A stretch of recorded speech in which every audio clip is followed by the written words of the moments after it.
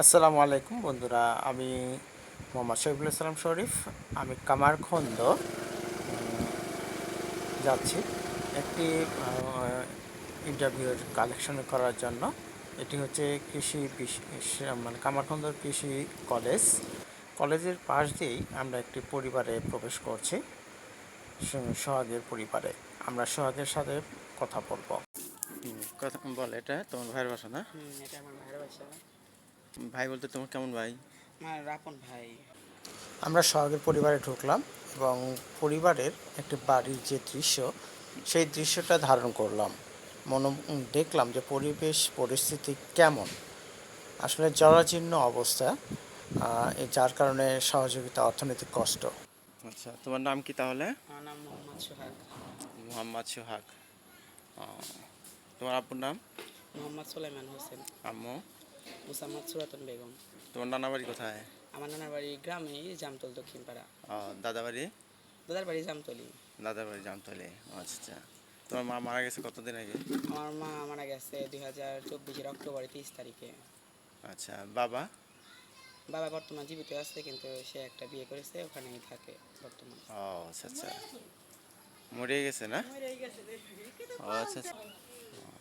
এখন বর্তমান ভাইয়ের এখানে থাকি, তারপরেও ফুল ওখানে যাই। তুমি এখন কোন ক্লাসে পড়ো? আমি এখন বর্তমান ক্লাস 6-এ পড়ি। বয়স অনুযায়ী অতটাও বেড়ে ওঠে নাই, তারপরেও আমার চেষ্টার মাঝেও আমি অতটুকু ততটুকু। আচ্ছা আচ্ছা, তুমি কোন স্কুলে আছো এখন? এখন আগে ধরেন যে আমি প্রথম ভর্তি হয়েছিল মফিজউদ্দিন তালুকদার স্মৃতি উচ্চ বিদ্যালয়। ওখানে আমার এক কাকা আছে, সেখান থেকে এসে আমাকে এলো এই যে ওখানে প্রতিদিন রেগুলার 20 টাকা ভাড়া লাগে। এখন জানি তো গরিব মানুষের অতটাও টাকা পয়সা নাই, রেগুলার 20 টাকা করে। তারপরে আমার ওই কাকা এসে আমাকে এলো এই জামতল ধোপাকান্দি সরকারি বহুমুখী উচ্চ বিদ্যালয়ে ভর্তি করেন। আমি বর্তমান পড়াশোনা করতেছি। তোমার ওখানে 6-এ ভর্তি হয়েছে সরকারটা? আচ্ছা, এলো জনি ভাই না? হ্যাঁ আচ্ছা আচ্ছা, আমিন হন। আচ্ছা, ভাই কি করে? গাড়ি চালায়। কি গাড়ি? সিএনজি চালায়। এলাকায় তো আমাদের এলাকা আপনাদের? আচ্ছা, তো শুনলাম, হ্যাঁ। ভালো লাগলো যে আসলে ওদেরই দরকার। আচ্ছা আচ্ছা, দুনিয়ার টিম না? তোমার ভবিষ্যৎ প্ল্যান কি, চিন্তা কি, কি করতে চাও, কি হতে চাও? আমার তো অনেক কিছু করার, কিন্তু এখন যদি যাইতে পারি আপনাদের উসিলায় বা সবার উসিলায় যদি যাইতে পারি, অনেক বড় আশা। এরকম ডাক্তার বা অনেক কিছুই আছে। মাথার ব্রেন ভালো আছে, কিন্তু আমরা সামর্থ্য আমরা পারতেছি না। মাথার ব্রেন ভালো আছে? তারপরেও আমাকে অনেকজনই বলে যে কাম কাজ করো, তারপরে আমি নিজেই না, কাম কাজ করে কি করবো, এখন বর্তমান পড়াশোনা করার পরে যদি কিছু পারি ভবিষ্যতে, আচ্ছা, শিক্ষাটাই আগে, তারপরে না কাজকর্ম করবো। তারপর দেখি যে যতটুকু আমি পারি সামর্থ্যের মতো পড়াশোনা করতে, দেখা যাক কি হয়। কিন্তু পারে না। আর্থিক সমস্যার কারণে যায় ইনশাল্লাহ। আমরা যদি কিছু করতে পারি সেটা তো আমাদের আমরা ধন্য হব, নাকি বলেন জুয়েল ভাই? অবশ্যই। কারণ যেহেতু একটা উদ্যোগ আছে, সুযোগ আছে, সেই সুযোগটা যদি আমরা কাজে লাগাইতে পারি, তো এটা তো আমাদের বড় প্রাপ্য। ছেলেটার অসহায় বাপ মা কেউ নাই। আচ্ছা, অসহায় ভাইয়ের কাছে মানুষ হয়, কারণ ভাই যেভাবে চালায়, কারণ সবারই সংসার আছে, মানে ভারপূর্ণ সব কিছু আছে, মানে পরিপূর্ণভাবে চালানোর মতো সামর্থ্য নাই। আচ্ছা আচ্ছা, এখন যদি আপনারা যদি সহযোগিতা করেন, তাহলে ছেলেটা সামনের দিকে আগে যেতে পারবে। পড়াশোনার মেধা খুব ভালো।